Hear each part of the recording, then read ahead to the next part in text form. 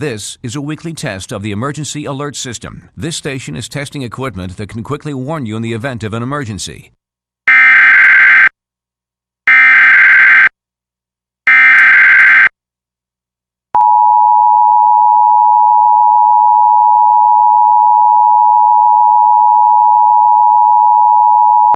The civil authority has issued required monthly tests for the following counties or areas: Grays Harbor, Pacific, Washington, at 8:45 p.m. on September 10th, 2022, effective until 11:45 p.m. This is Grays Harbor County conducting a test of the emergency alert system. In the event of an emergency, this system would bring you important information.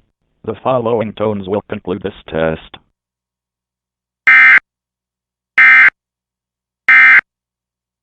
This concludes this test of the Emergency Alert System.